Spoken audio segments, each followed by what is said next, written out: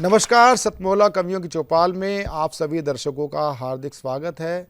और आज हमारा परम सौभाग्य है इस टीवी शो के लिए कि आज हमारे बीच में उपस्थित हैं देश के लब्ध प्रतिष्ठित प्रसारण संस्थान दिल्ली दूरदर्शन उर्दू से हमारे बीच में डॉक्टर सैयद नज़्म इकबाल जी हमारे बीच में। जोरदार ताली के साथ हम उनका स्वागत करें। दोस्तों, ये वो गज़ल है जो मैंने खुद के लिए लिखी, लेकिन अब आप तक पहुंचाता हूं। स्वागत। मुलाहिजा फरमाया कि गम न कर, दौर तो अपना भी कभी आएगा। वक्त फिर वक्त है, एक रोज बदल जाएगा। दर्द की तह में दबे रहने दे एहसास मेरे, ये उभर आए तो हर जख्म उभर आएगा। बहुत अच्छे, बहुत अच्छे, बहुत अच्छे। शम्मा कोई भी तो रोशन तेरी खातिर होगी, कोई सूरज तेरी दुनिया में सहर लाएगा। सहर के माने होता है सुबह के, तो वो ध्यान में रखिएगा आप सब कि शम्मा कोई भी तो रोशन तेरी खातिर होगी, कोई सूरज तेरी दुनिया में सहर लाएगा। तेरा हमदर्द कभी नाज करेगा तुझ पर, तेरा हासिद तो तेरे नाम से जल जाएगा। बहुत अच्छे, बहुत अच्छे, बहुत अच्छे।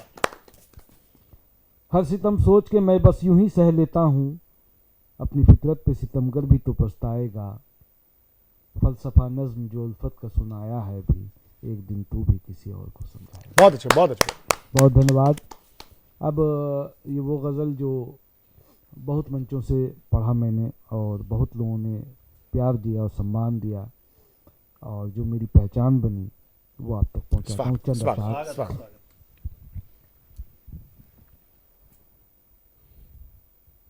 एक टीस इस दिल में होती है, ये वहाँ पढ़ा था। कुछ दर्द सिवा हो जाता है।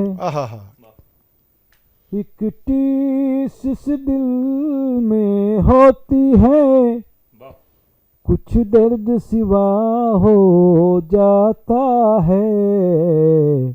जब उनका तस्वुर करता हूँ, हर जख्म हरा हो जाता है। जब उनका तस्वुर करता हूँ, हर जख्म हरा हो जाता है।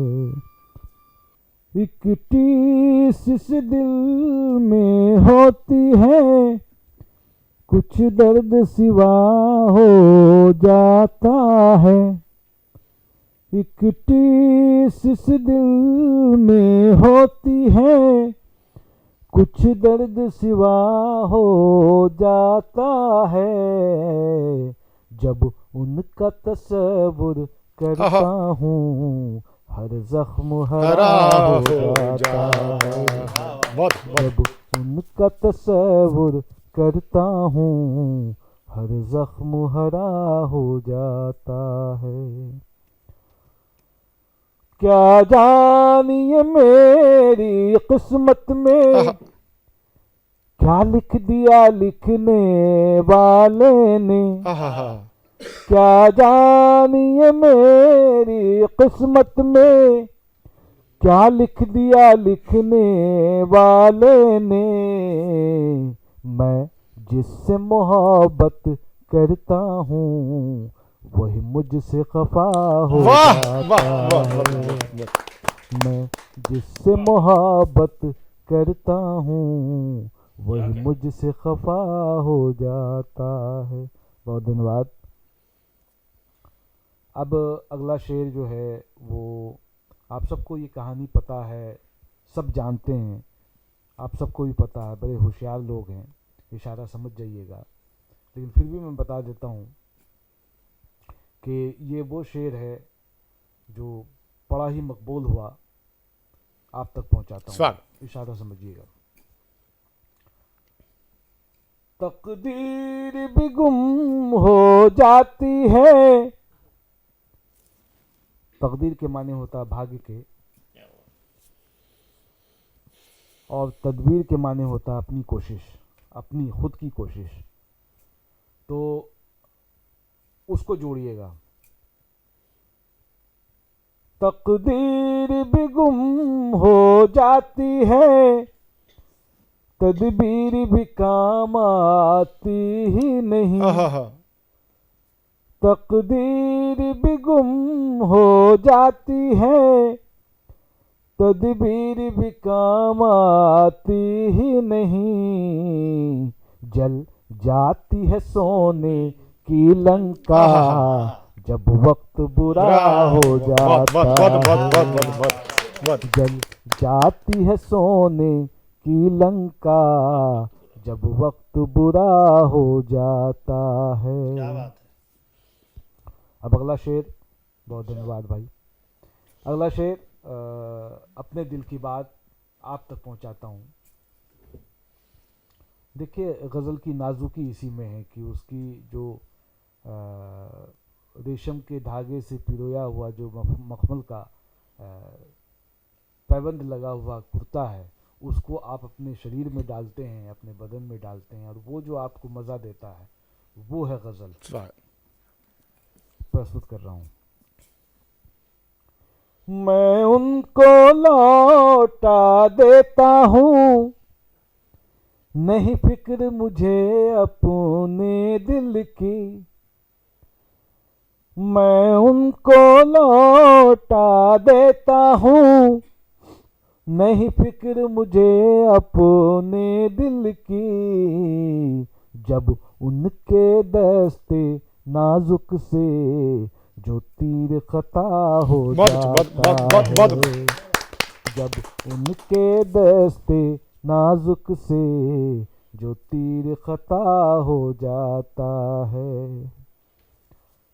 अब अगला शेर, ये वो शेर है जिस पे बड़ा विवाद हुआ, लोगों ने बड़ी मेरे साथ जो है खींचातानी की, और इस शेर की वजह से पूरी गज़ल बनी। जो मेरा दर्द है आप तक पहुंचाता हूँ। है रुख पे नकाब उनके आधा, करते हैं हिजाब सर आधा। है रुख पे नकाब उनके आधा, करते हैं हिजाब सर आधा। पर्दा भी अदा हो जाता है, जलवा भी अता हो जाता है। पर्दा भी अदा हो जाता है, जलवा भी अता हो जाता है। बहुत शुक्रिया, बहुत धन्यवाद आप सबका। अब अगला शेर जो है दोस्तों, हम सब की ज़िंदगी में, हमारे जीवन में जो है दोस्तों का बड़ा अहम रोल है, उसका किरदार बड़ा ही अहम है। सबके दोस्त होंगे, दोस्त कैसे होते हैं, कैसे कैसे होते हैं, किस किस रंग के होते हैं। हमने अभी रंगों का त्यौहार अभी मनाया है, और जब दोस्त रंग बदलते हैं तो जीवन में क्या हाल होता है, वाह, आप तक पहुंचाता हूँ। स्वागत। जाहिर में मोहब्बत है मुझसे, जाहिर के माने होता है प्रकट, दिखता हुआ, मतलब सामने से दिख रहा है कि ऐसे ये हमसे मोहब्बत करते हैं, वैसे मोहब्बत करते हैं, जाहिरी तौर पे। और बातिन के माने होता है छुपा हुआ, वो सेक्रेटली, कोई नहीं जानता उसे। तो वो दोनों ध्यान में रखिएगा कि ओपनली और सेक्रेटली क्या होता है। जाहिर के माने होता है जाहिरी, मतलब खुला हुआ, और बातिन के माने होता है छुपा हुआ। वो चीज़ रखिएगा, तब समझ में आ जाएगा आप लोग को। जाहिर में मोहब्बत है मुझसे, बातिन में है रिश्ता किसकी से। जाहिर में मोहब्बत है मुझसे, बातिन में है रिश्ता किसकी से।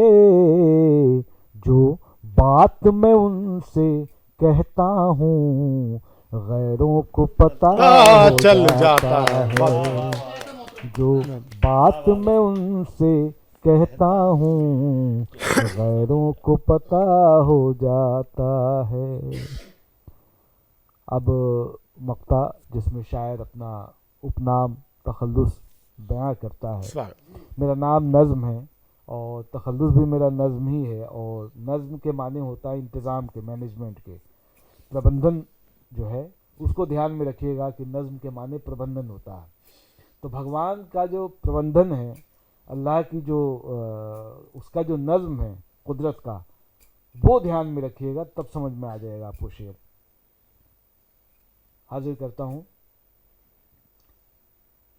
है नज़्म हर एक की किस्मत में, कुछ खेल सितारों का ऐसा। कहते नहीं है सितारे गर्दिश में, तो वही है कि सितारों को जो है किस्मत से जोड़ा गया, भाग्य से।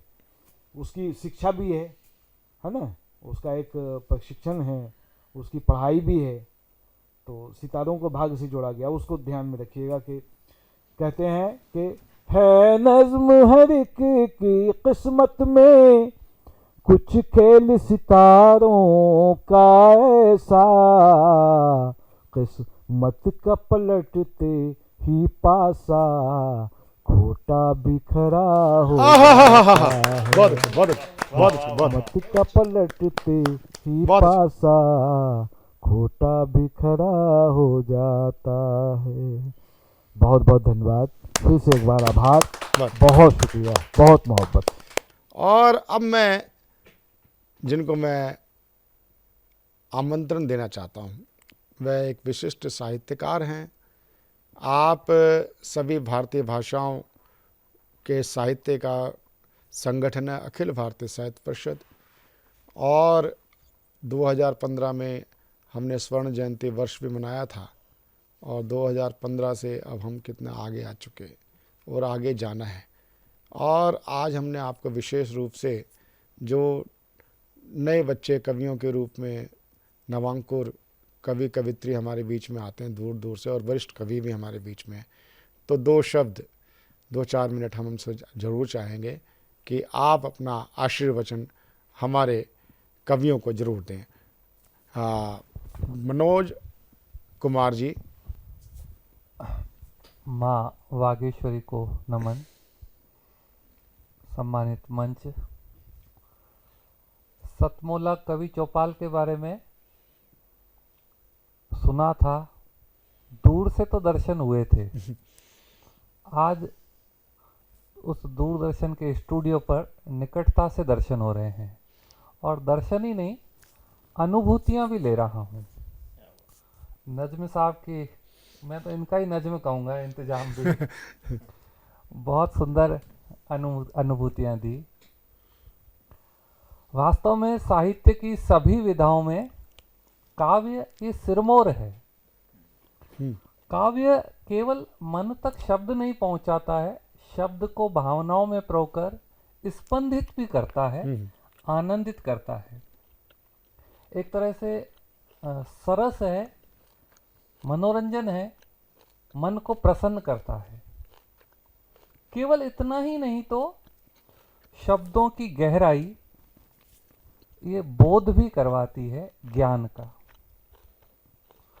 और प्रेरणा देती है जीवन में कुछ अलग हटकर सोचने का। जीवन की नीरसता को भी रसता में, सरसता में परिवर्तन का काम करती है काव्य, शायरी, गजल, पद्य रचनाएं। और इतना ही नहीं तो जीवन में एक ऊर्जा, उत्साह, आशा, सकारात्मकता ये भी भरने का काम करती है। स्वांत सुखाय के लिए तो, यानी स्वयं के आनंद के लिए तो रचना होती है, सृजन होता है, लेकिन यदि वो परिवेश को भी बदल दे, अपने साथी, सहकारी, आसपास के जगत को भी प्रेरित कर दे, और यदि एक अवसर मिल जाए, मंच मिल जाए, तो वो प्रोत्साहन यानी एक पौधे में जल के सिंचन के समान हो जाता है। क्या बात। बहुत अच्छा, बहुत अच्छा। तो सतमोला का ये जो 2 दशकों की यात्रा है काव्य चौपाल की, किसी गतिविधि को प्रारंभ करना बहुत आसान होता है, उसको एक लंबे समय, दीर्घ काल तक चलाए रखना ये अपने आप में चुनौती है।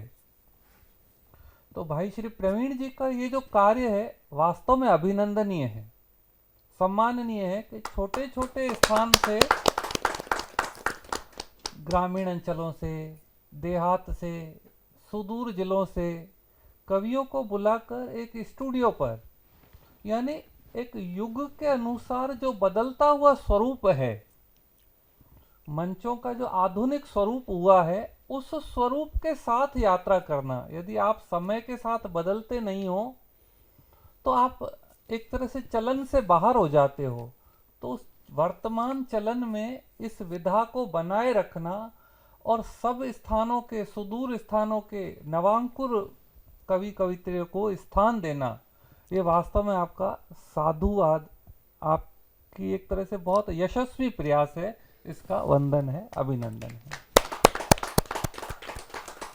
निवेदन है, आप सबकी बात सुनी जाती है समाज में, तो वर्तमान के जो कुछ विषय है, जैसे पूरा भारत या हमारी भारत की सभ्यता जो एक संस्कृति के रूप में पल्लवित हुई है, विविधताओं में भी एकात्मता देखती है, आज के युग की कुछ आवश्यकताएं, कुछ विषय हैं, उनको भी अपने इस काव्य विधाओं में आप लेंगे। तो उसमें एक विषय आता है परिवार। विषय ये नहीं है संयुक्त परिवार या एकल परिवार, 2 में से 3 होते ही परिवार है। वो परिवार भी साथ बैठे, साथ भोजन करे, साथ भजन करे, साथ में स्मरण करे, साथ भ्रमण करे, तो परिवार का स्नेह बढ़ा रहे। तो हम नकारात्मक नहीं, क्या हो रहा है परिवार में वो नहीं, आज भी हजारों सकारात्मकताएं दिखती है, वो अपने काव्य में यदि आती है तो मुझे लगता है आज की पीढ़ी को प्रेरणा देगी। बात बिल्कुल जी। बहुत सुंदर बात। दूसरा निवेदन है, मनुष्य का शरीर जिस पंच तत्व से बना है, बाहरी पंच तत्वों का और मनुष्य के पंच तत्वों का असंतुलन होगा तो ये बहुत बड़ी विकृति हो जाएगी। तो परिवेश के जो पंच तत्व हैं, पर्यावरण है, उनके संरक्षण ही नहीं अपितु संवर्धन की प्रेरणा हमारे लेखन में से मिलती है। तो ये आज की आवश्यकता है। विविधता ये ईश्वर का, प्रकृति का प्रदत्त एक उपहार है मनुष्य जगत को। इस विविधताओं के बावजूद अंदर का एकत्व देखना और विविधताओं में भी समता, समरसता, सद्भाव बनाए रखना, इन सद्भावों के उदाहरण को सुंदर प्रस्तुति हम अपने काव्य के माध्यम से दे सकते हैं। ये भी आज के युग की आवश्यकता है। कहने को ही नहीं हो वसुदेव कुटुंबकम, भारत का जो विचार है विश्व परिवार है, तो स्वयं के परिवार से लेकर परिवेश को साथ में लेकर विश्व परिवार बने। और विश्व परिवार तब होगा जब अपनी अस्मिता का, अपने अस्तित्व का, स्वयं की अच्छाई का बोध होगा।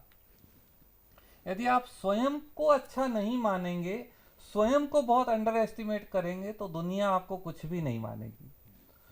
तो आत्मबोध से विश्वबोध, स्वयं को भी स्नेह करें, स्वयं को भी पहचानें, लेकिन स्वयं से ही पूरे विश्व को आलोकित कर पाएं। तो भारत ये स्वयं को पहचाने, मनुष्य स्वयं को पहचाने और पूरे विश्व में भारत की जो भूमिका है, सबको ज्ञान देना है, सबको, सर्व समावेशी जो भारत का विचार है, सर्वे भवन्तु सुखिनः है, ये स्व के बोध से जागृत हो। तो मुझे लगता है बिल्कुल ये यदि नई पीढ़ी में आती है कि भारत का स्व क्या है, स्वयं का अस्तित्व क्या है, मानव और भारत से लगाकर व्यष्टि से समष्टि तक संपूर्ण चराचर जगत एक है, ये अनुभूति स्व की हम सभी करवा सकते हैं। और अंतिम मेरा एक 5वां निवेदन है, ये सब करते समय एक नागरिक शिष्टाचार, एक कर्तव्य पालन, अनुशासन का पालन, पहले निज पर शासन फिर अनुशासन। जब हम स्वयं अनुशासन का पालन करेंगे तो उस अनुशासन को दूसरों को कहने की जरूरत नहीं होगी, हम अपने मौन से भी सिखा सकते हैं। ये आप सब कविवर के चरणों में मेरा विनम्र निवेदन।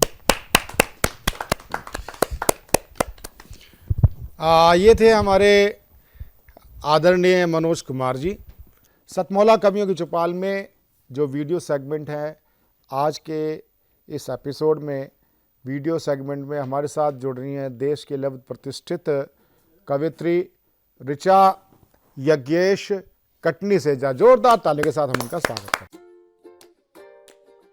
निराशा का हृदय है भारी, निराशा का हृदय है भारी, या आशा का आकाश बड़ा। मुद्दा बस इतना ही प्यारे, कितनी जिद में तू रहा खड़ा, कितनी जिद में तू रहा खड़ा। तो चलो बताओ फिर कि क्या क्या छूटा जीवन में और किसे छोड़ तैयार खड़े, क्या क्या छूटा जीवन पे और किसे छोड़ तैयार खड़े। क्यों रुदन भरा है कंठों में, क्यों रुदन भरा है कंठों में, और क्यों अश्रुधार को रोक खड़े। अधिक भार जो हुआ पड़ा, छोड़ो कुछ अधिकार बढ़े, छोड़ो कुछ अधिकार बढ़े। क्यों सोना रखा स्वप्न लोक, क्यों नहीं देखते ख्वाब बड़े, क्यों नहीं देखते ख्वाब बड़े। हार की दहशत भरी हुई है, हार की दहशत भरी हुई है। ख्वाहिश देखो डरी हुई है, ख्वाहिश देखो डरी हुई है। तो सुनो, तुम जो सबके हासिल होते, तुम जो सबको हासिल होते, फिर ना खुद के काबिल होते। छोड़ो सबके काबिल होना, अपने जीवन को ना खोना, अपने जीवन को ना खोना। मानो सब अनुकूलित होगा, वक्त भी तुम में फूलित होगा। हाँ जी, मानो सब अनुकूलित होगा, वक्त भी तुम पर फूलित होगा। फिर होंगे नए लम्हे सुंदर, श्रेष्ठ ही सब फिर सम्मिलित होगा, श्रेष्ठ ही सब फिर सम्मिलित होगा। क्यों रखे कांधे झुके हुए, क्यों रखे कांधे झुके हुए। अरे रैन के बीते भोर चढ़े, हाँ जी रैन के बीते भोर चढ़े। अरे पन पाओ तुम वो बीज जरा सा, पन पाओ वो बीज जरा सा, जिनसे बनते वृक्ष बड़े, जिनसे बनते वृक्ष बड़े। हाँ जी, जिनसे बनते वृक्ष बड़े। धन्यवाद मुझे सुनने के लिए। मैं ऋचा यज्ञेश, कटनी मध्य प्रदेश से। मेरी पंक्तियां, मेरे भाव अगर आपसे मेल खाते हैं, आप उनसे जुड़ पाते हैं, तो मेरी कविताओं को शेयर ज़रूर कीजिएगा, औरों तक ज़रूर पहुंचाइएगा। मुझसे जुड़े रहिएगा, लाइक कीजिएगा, फॉलो कीजिएगा और सब्सक्राइब करना ना भूलिएगा। मुझे सुनने के लिए आप सभी का बहुत बहुत आभार। शुभ संध्या। मिलते हैं फिर कुछ नई पंक्तियों के साथ।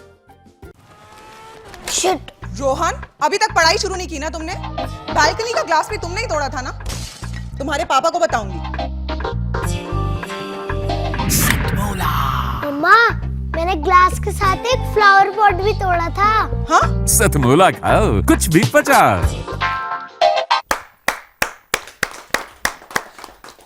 तो ये तो कहते हैं इश्क की कोई उम्र नहीं होती है, इश्क अपने आप में जवान होता है। वह 16 साल के युवक में भी वही संचार ऊर्जा का करता है जो 60 साल के नए नए वृद्ध युवक में संचार करता है।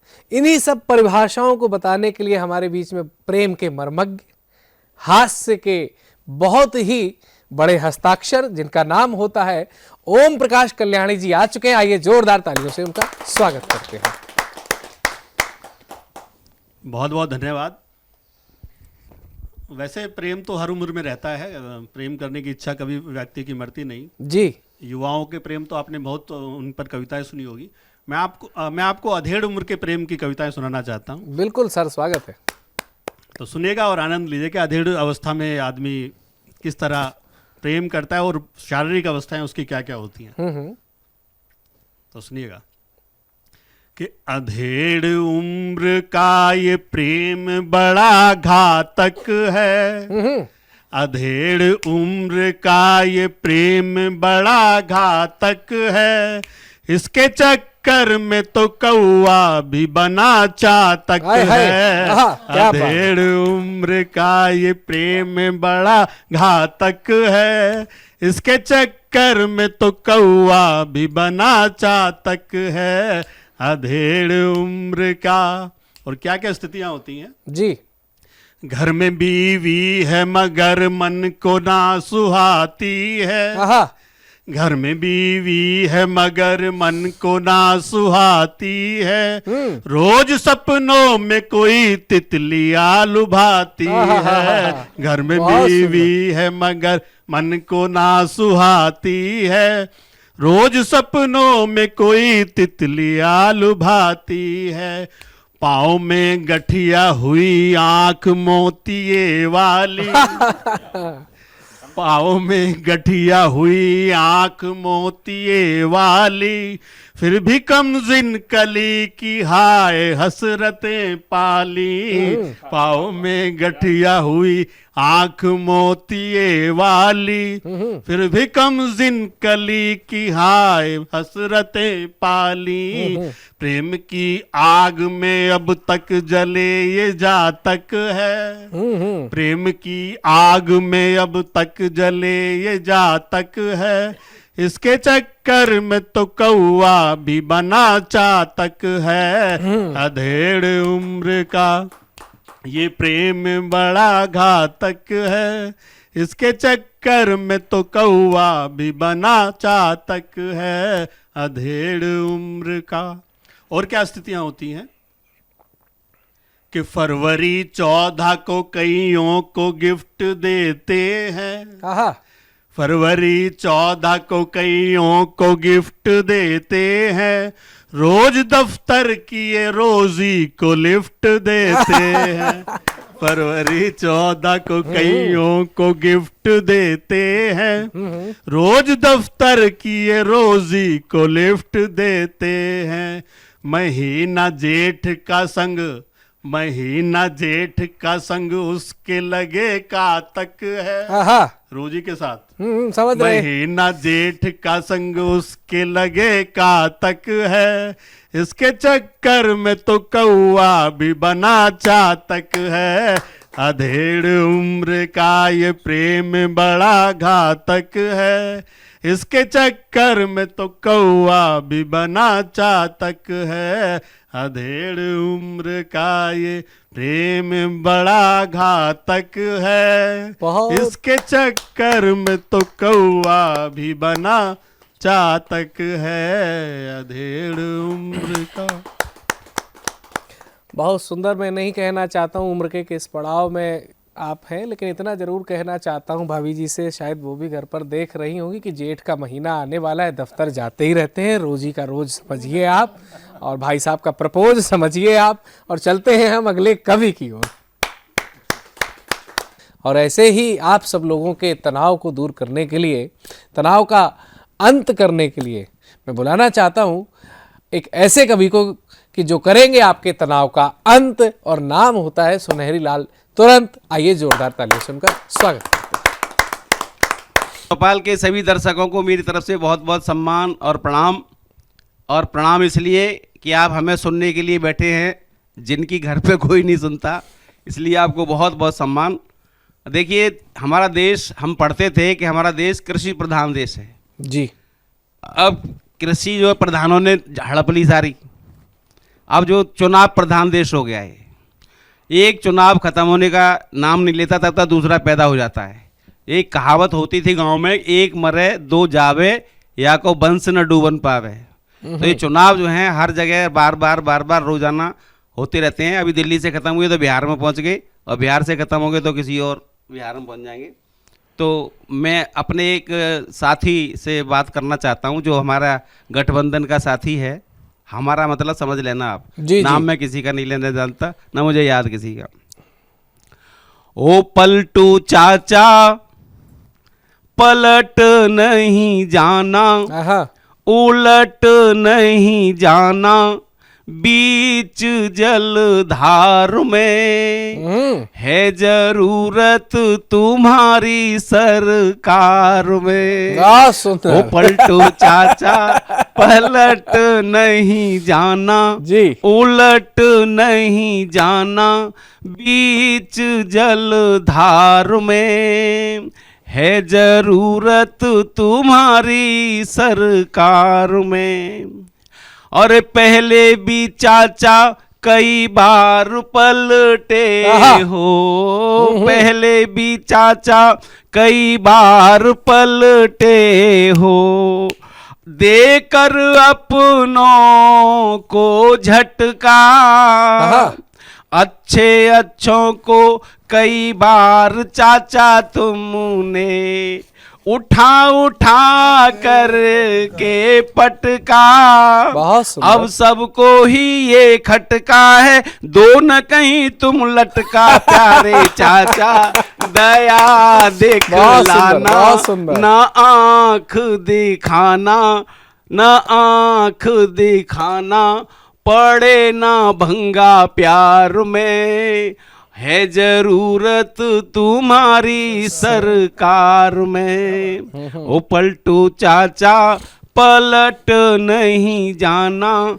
उलट नहीं जाना, बीच जलधार में, है जरूरत तुम्हारी सरकार में। और देखिए साहब, चाचा को मैं एक और निवेदन करूंगा जी जी, कि धोखा दिया है इस बार अपनों ने, सीट बहुत कम आई है अगली बार जी, पूरी 400 पार नहीं हुई, कि धोखा दिया है इस बार अपनों ने, डगमग डगमग है नैया, धोखा दिया है इस बार अपनों ने, डगमग डगमग है नैया, तुम इस नैया के माझी हो, पार लगा देना भैया, सबकी नाव डुबाने वाले फिर मुस्काने वाले, प्यारे चाचा हमें ना डुबाना, रूठ मत जाना, हंसेंगे सब बिहार में, और जरूरत है तुम्हारी सरकार में। ओ पलटू चाचा पलट नहीं जाना। भाई बहुत ही शानदार तरीके से आपने अपनी बात को कहा, और अगली कवि की ओर जो आपको नई कविताओं से रूबरू कराएंगे, मैं बुलाना चाहता हूं हमारे बीच में मध्य प्रदेश से शब्दों की वकालत करने वाले टीकमगढ़ के निवासी धीरेन्द्र सिंह परिहार विभू जी को आप सबकी जोरदार तालियों के माध्यम से। सतमूला कवियों की चौपाल में सभी श्रोताओं को बहुत बहुत प्रणाम। आदरणीय भाई साहब प्रवीण आर्य जी का विशेष आभार कि हमें इसमें आने का सौभाग्य प्रदान किया।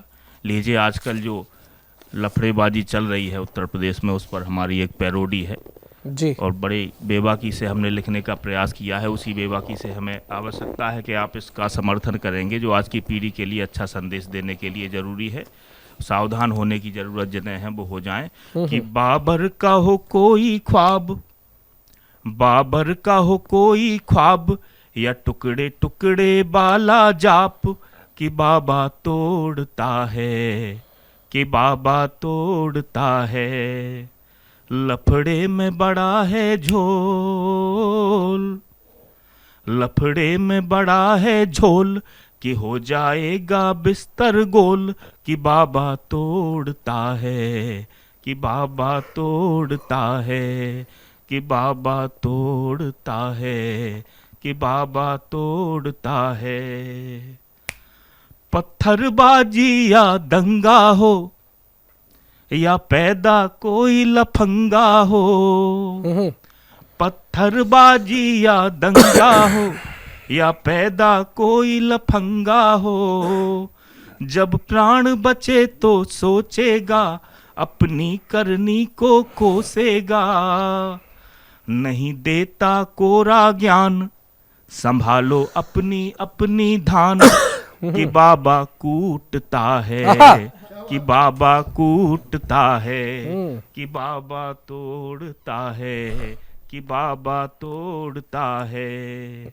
बाबर का हो कोई ख्वाब, या टुकड़े टुकड़े बाला जाप, युग पीर का वो तो नायक है, खलनायक को खलनायक है, युग पीर का वो तो नायक है, खलनायक को खलनायक है। वो भारत माँ का बेटा है, जिंदा पीरों का नेता है।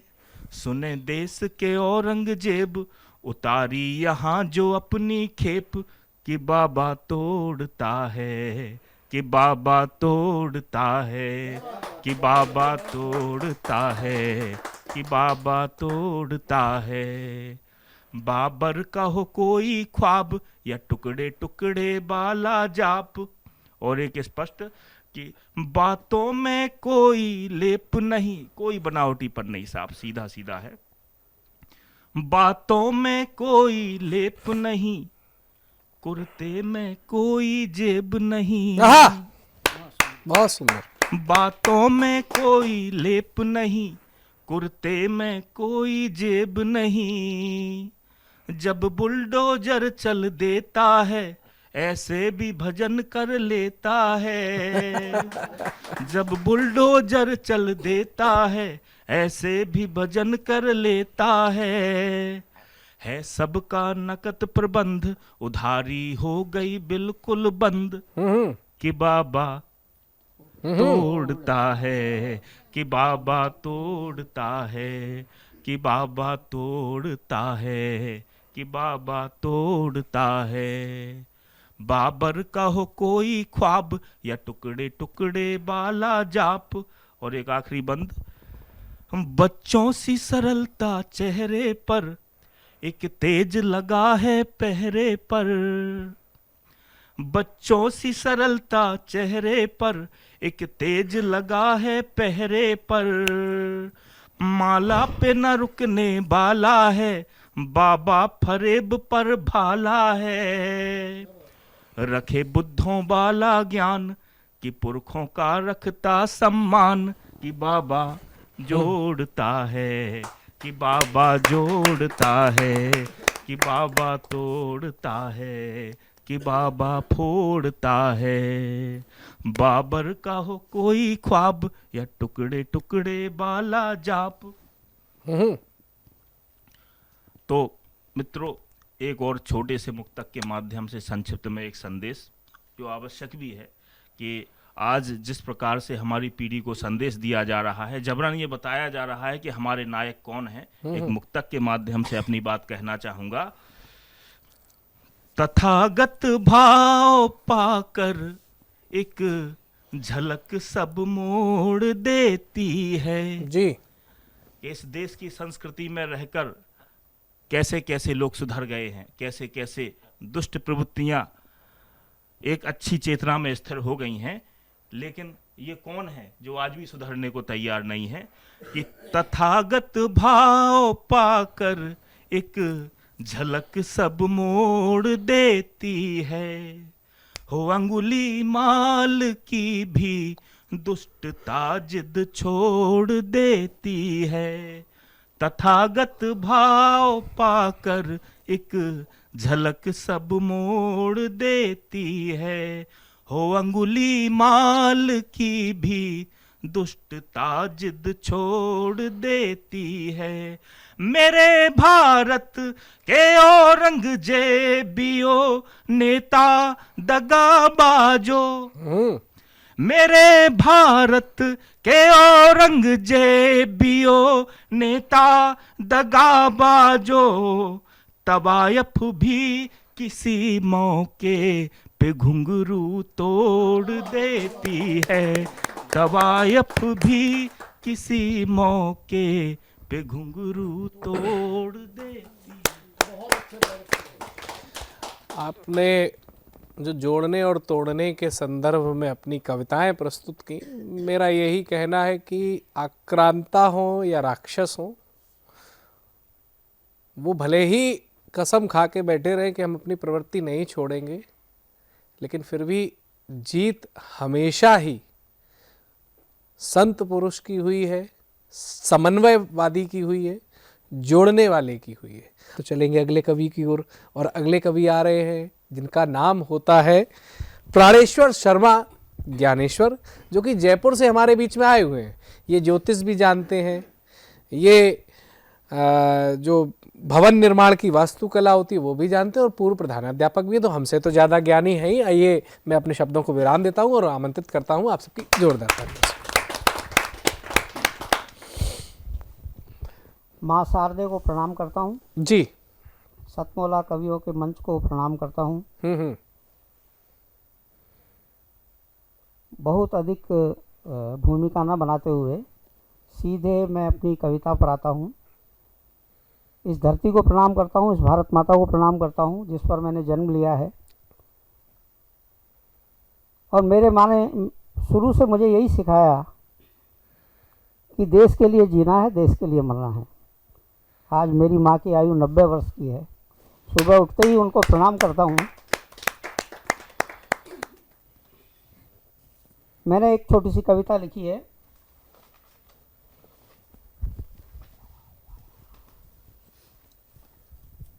देश की जब परिस्थिति हम देखते हैं तो चारों ओर अंधकार सा दिखाई देता है। मैंने जो ये कविता लिखी है, स्वप्निल भारत कहीं खो गया। स्वतंत्रता तो मिली परंतु तंत्र हमारा लुप्त हो गया। धूमिल हुई सभी आशाएं, स्वप्निल भारत कहीं खो गया। स्वप्निल भारत कहीं खो गया। मैकाले की इस शिक्षा ने अंग्रेज बना डाला तन मन से। मैकाले की इस शिक्षा ने अंग्रेज बना डाला तन मन से। सिंह सपूतों का जागृत वह स्वाभिमान पुनः सो गया। स्वप्निल भारत कहीं खो गया। राजनीति का अर्थ अनीति, राजनीति का अर्थ अनीति, रक्त चूसना इसकी नीति। अर्थहीन हो गई दिशाएं, सत्यमेव का घोष रह गया। स्वप्निल भारत कहीं खो गया। स्वप्निल भारत कहीं खो गया। खुदगर्जी धोखा मक्कारी, राजनीति में कुर्सी प्यारी। खुदगर्जी धोखा मक्कारी, राजनीति में कुर्सी प्यारी। देश धर्म को भूल भाल कर दिग्मंडल ही भ्रमित हो गया। स्वप्निल भारत कहीं खो गया। स्वप्निल भारत कहीं खो गया। सीमा के वे जागृत प्रहरी, सीमा के वे जागृत प्रहरी आज पुनः जयचंद बन चले। पृथ्वीराज का देश आज फिर स्वार्थ साधना लीन हो गया। स्वप्निल भारत कहीं खो गया। स्वप्निल भारत कहीं खो गया। इस धरती माता के बेटे, इस धरती माता के बेटे आग लगाते अपने घर में। इस धरती माता के बेटे आग लगाते अपने घर में। संविधान जल रहा देश का, नंदन वन शमशान हो गया। स्वप्निल भारत कहीं खो गया। स्वप्निल भारत कहीं खो गया। कहीं किरण आशा की, अब तो परिस्थितियां बदली है जी।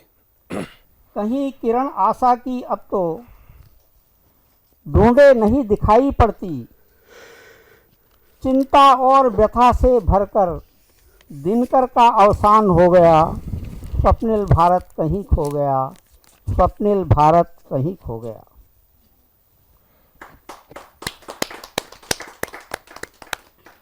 अब इस परिस्थिति को बदलने के लिए मैं आह्वान कर रहा हूं नवयुवकों का। जागे राम तुम्हारे मन में, तीर धनुष पर फिर चढ़ जाए। जागे राम तुम्हारे मन में, तीर धनुष पर फिर चढ़ जाए। जागे कृष्ण तुम्हारे भीतर, हाथ सुदर्शन चक्र चलाए। तभी परिस्थिति बदलेगी। केवल हाथ खड़े करके और भागने से काम नहीं चलेगा।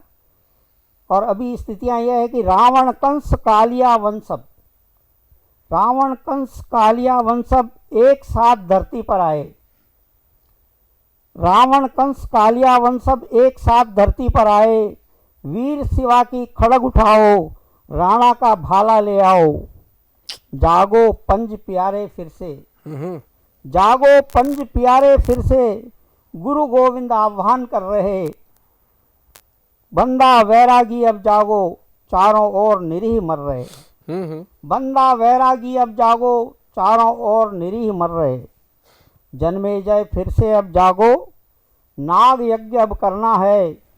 जन्मे जय फिर से अब जागो, नाग यज्ञ अब करना है। जो भी आए रोड़ा बनकर, निश्चित उसका मरना है, निश्चित उसका मरना है। उस ईश प्रभु की वंदना करते हैं, और प्रभु वंदना करने की जो लीला है वो अगर रुद्रपुर की लीला जी के माध्यम से सुनाई जाए तो इससे बेहतर और क्या होगा। आइए जोरदार तालियों से उनको आमंत्रित करते हैं। बहुत बहुत धन्यवाद। शतमोला कवियों के चौपाल को मैं बहुत बहुत आभार प्रकट करती हूँ जो मुझे ये मंच दिए हैं। मैं बहुत ही कृतज्ञ हूँ, सबको नमन करती हूँ। मैं एक कविता और माँ के लिए एक दो लाइन और गुरु को प्रणाम करूँगी। जैसे, राम मेरे प्रभु हैं, राम मेरे प्रभु हैं, राम के बिना ना कोई धाम। राम मेरे प्रभु हैं, राम के बिना ना कोई धाम। मेरे मन सजे प्रभु, मेरे मन सजे प्रभु, तुम्हारे ही नाम से मेरे मन नाचे प्रभु, तुम्हारे ही गुणगान से, तुम्हारे ही गुणगान से। मैं अपने माता पिता के चरणों को प्रणाम करती हूँ और गुरुदेवों के लिए आपके ज्ञान सागर में,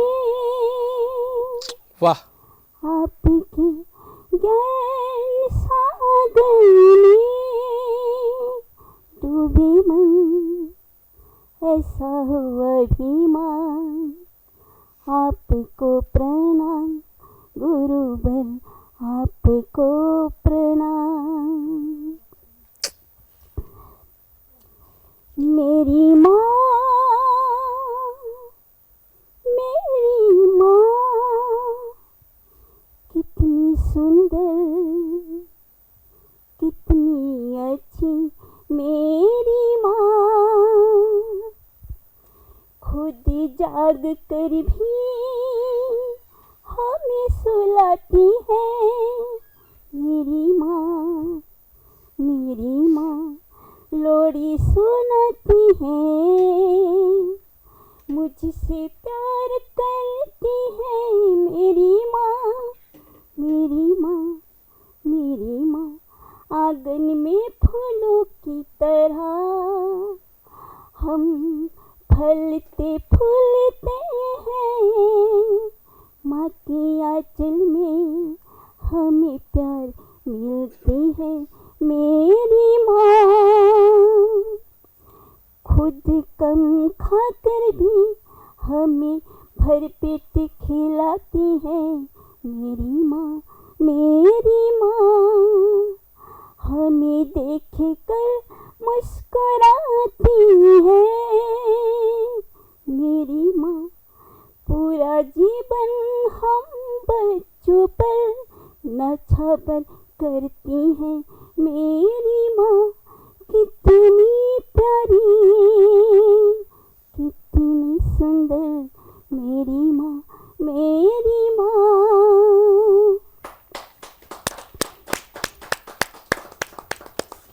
और मेरी एक कविता है, कविता की शीर्षक है हे प्रभु, हे प्रभु तुम नित्य नया निरंतर। हमारे जो प्रभु हैं ये रोज ही नए हैं, कभी पुराना होते ही नहीं है। जब भी याद करो तभी नए रूप पे हमारे सामने आते हैं। तो इसलिए मैंने इसको शीर्षक दी है कि हे प्रभु तुम नित्य नया निरंतर। हे प्रभु तुम नित्य नया निरंतर, तुम्हारे पवित्र चरणों से बहती गंगा चिरंतर। हे प्रभु तुम नित्य नया निरंतर, तुम्हारे पवित्र चरणों से बहती गंगा चिरंतर। कोमल तुम्हारी कमलता से, कोमल तुम्हारी कमलता से खिलते कमल कालंतर। हे प्रभु तुम नित्य नया निरंतर। स्वच्छता तुम्हारी देखी हमने, स्वच्छता तुम्हारी देखी हमने, चांदनी रात चंद्रमा पर तेज तुम्हारी चमक रही है सूरज के किरण बनकर। मुस्कान तुम्हारी फूट रही है, मुस्कान तुम्हारी फूट रही है चमन की कली बनकर। सांसों की आवाज हो रही है, सांसों की आवाज हो रही है जैसे ऋतुराज बसंत पर। दया तुम्हारी झलक रही है, तुम्हारी दया झलक रही है बादलों के बुन बनकर। सीमा तुम्हारी पाई है हमने, सीमा तुम्हारी पाई है हमने, वो भी असीमित आसमान पर। हे प्रभु तुम नित्य नया निरंतर, तुम्हारे पवित्र चरणों से बहती गंगा चिरंतर, बहती गंगा चिरंतर। नमस्कार। बहुत ही शानदार तरीके से, या कहा जाए जो सरलता आपके स्वभाव में देखने को मिली, शायद वही सरलता ने ईश्वर को मजबूर कर दिया कि वो आप में विशेष बातें लाए। तो आपकी जो गेयता रही, आपके शब्दों का चयन रहा, वह जरूर दर्शकों को अंदर तक स्पर्श करने वाला रहा। आइए चलते हैं, मिलेंगे अगले का। हमारा आज परम सौभाग्य है सतमौला कवियों की चौपाल जो 21 वर्ष पूर्ण करके 22वें वर्ष में प्रवेश, बल्कि 22 वर्ष कंप्लीट करने वाला है 15 अगस्त को। और आज हमारा परम सौभाग्य है कि आज हमारे बीच में अनेक देश के जाने माने महानुभाव हमारे बीच उपस्थित हैं। हमारे बीच में उपस्थित है श्रीमान मनोज कुमार जी। आप अखिल भारतीय साहित्य परिषद के आप सह संगठन मंत्री हैं। सभी भारतीय भाषाओं के साहित्य के प्रचार प्रसार संवर्धन के लिए आप कार्यरत हैं, समर्पित हैं। मैं सतमौला कवियों की चौपाल की ओर से मैं राकेश कुमार जी जो हमारे अखिल भारतीय साहित्य परिषद दिल्ली प्रांत के मंत्री हैं, मैं उनसे निवेदन करूंगा कृपया। हाँ बस ठीक, वो कोई दिक्कत।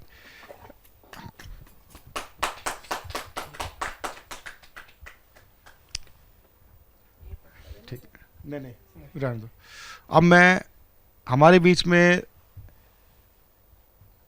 देश में दूरदर्शन का नाम सर्वव्यापी है। बच्चा बच्चा दूरदर्शन को जानता है और दूरदर्शन पर एक कार्यक्रम आता है कभी हाजिर है, डीडी उर्दू पर आते हैं, डीडी उर्दू पर आता है। आप उस कार्यक्रम के निर्माता निर्देशक हैं और ये हमारे लिए बड़ा गर्व का विषय है कि आपने हमारे इस कार्यक्रम में अपना समय देना तय किया। आप हमारे स्नेह निमंत्रण पर पधारे, जबकि आपका रमज़ान का महीना चल रहा है और आप रोज़े पे हैं। मैंने काफ़ी निवेदन किया लेकिन मुझे समझ में आ गया कि अभी आप बिल्कुल शाम से पहले कुछ नहीं लेंगे, तो हम आपको जल्दी फ्री करना चाहेंगे। तो मैं अपने प्रशांत अवस्थी जो हमारे कार्यक्रम के हमारे सहायक निर्माता हैं, पूजा भारद्वाज कहाँ हैं? पूजा जी आप भी आओ। मैं दोनों से निवेदन करूंगा कृपया डॉक्टर सैयद नज़्म इकबाल जी को सम्मानित करके जोरदार तालियों के साथ। अब मैं एक एक कवि को बुलाऊंगा और ये हमारे बीच में राज्यसभा सचिवालय के संयुक्त सचिव निदेशक श्री ओम प्रकाश कल्याणी जी भी आ गए हैं, सुप्रसिद्ध हास्य कवि भी हैं। आइए आइए। हाँ तो मैं श्रीमान मनोज जी से निवेदन करूंगा कि आप ओम प्रकाश कल्याणी जी का स्वागत करें। कप ठीक, हाँ ठीक। मैं हमारे सुप्रसिद्ध कवि, देश विदेश में जाने पहचाने श्री सुनेरी लाल वर्मा, तुरंत मैं उनको बाबा तुरंत देव भी बोलता हूँ उनका भी सम्मान नज़्म इकबाल जी और मनोज जी वगैरह सब मिलकर करें। हमारे कार्यक्रम के साथ जुड़े हैं और लंबे समय तक जुड़ने के लिए जो इन्होंने अपनी प्रतिबद्धता की है, उनका नाम होता है मित्र गाजियाबादी जी। आइए, मित्र गाजियाबादी जी ने एक जिम्मेदारी ली है, एक बीच में आइए कि जो हमारे यहाँ पर कविता पाठ होता है, आप ईमेल पे हमें अपनी कविताएं भेजेंगे, पीछे छुप जाएंगे। कविता पाठ होता है, उसमें हम 5 पृष्ठ आप लोगों के लिए सुरक्षित रखेंगे। 1 पृष्ठ पे जीवन परिचय और 4 पे कविताएं आपकी। तो कनिका प्रकाशन तो ऑलरेडी कर ही रहा है, तो हमारे साथ जिज्ञासा प्रकाशन भी जुड़ा है। तो जिज्ञासा प्रकाशन इस नए संस्करण से हमारे साथ जुड़े हैं। तो मैं निवेदन करूंगा नज्म इकबाल जी और मनोज जी और कल्याणी जी मिलकर के स्वागत करें। हाथ लगा लीजिए। ठीक, अब मैं एक एक कवि को सादर आमंत्रित करना प्रारंभ करूंगा। पहले तो पूजा भारद्वाज जी आप आ जाओ। पूजा भारद्वाज जी हमारे कार्यक्रम की सह निर्माता बनी है, सहायक निर्माता। शुभा आर्य जी से निवेदन करूंगा कृपया। फोटो कौन ले रहा है? अच्छा ठीक। और हमारे सहायक निर्माता श्री प्रशांत अवस्थी जी को भी सम्मानित करें। अब मैं एक एक कवि को आमंत्रित करूंगा। अंजू डागर जी ग्रेटर नोएडा से ये सब हाथ लगा लीजिए। मुझे बीच में हटने दो। हाँ, किस अंजू जी की बुक्स भी ये करते हैं। ठीक, अंजू जी की बुक्स का भी क्या नाम एक पुनर्लोकार्पण हो रहा है।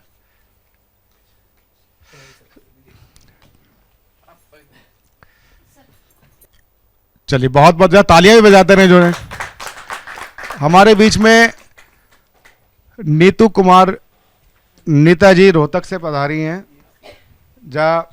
आप बस ठीक है, आइए नीतू जी, ये चलिए आइए। जल्दी आओ लीलू जो, जल्दी आओ। लो जी, पकड़ाइए। सब साफ पीछे हो जाओ बेटे, पीछे हो जाओ। लीलू जी रुद्रपुर से हमारे बीच में आई हैं, आपका स्वागत है। आइए आगे। प्राणेश्वर शर्मा जी ज्ञानेश्वर, आप जयपुर से हैं।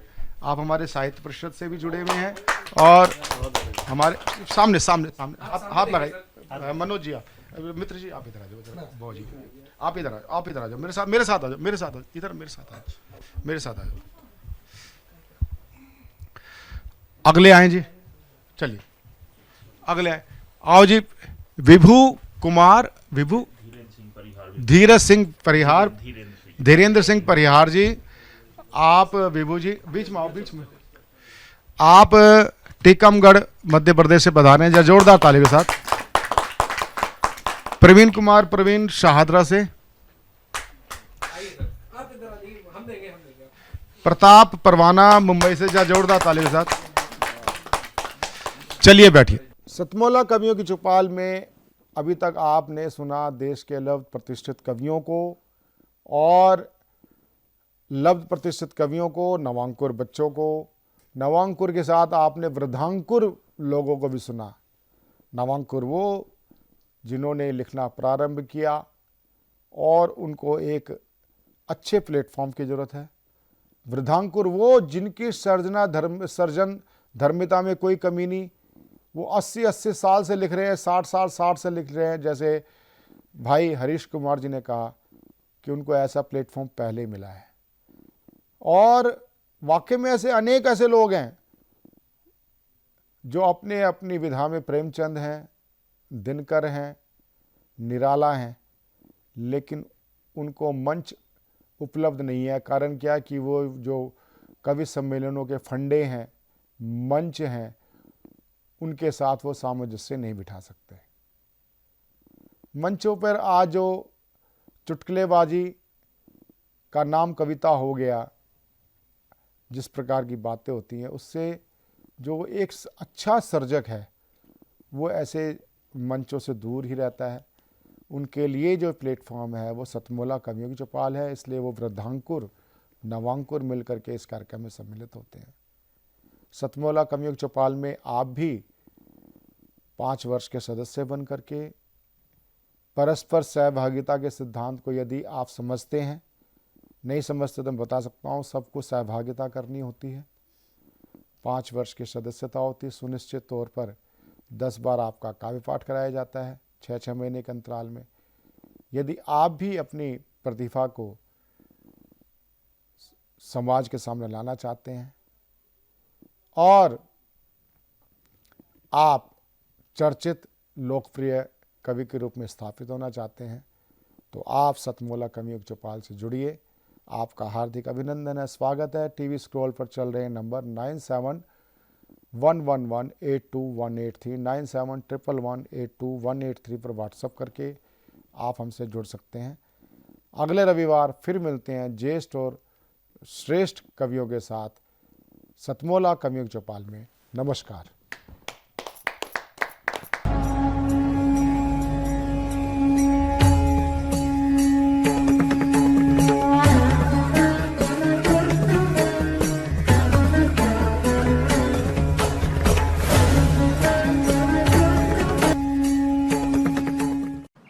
सीएम साहब, हमारे 30 विधायक अपोजिशन पार्टी में चले गए। अब आप सीएम नहीं रहे।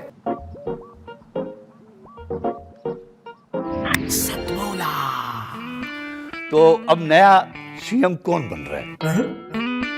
चल सतमोला खाओ, कुछ भी बचाओ।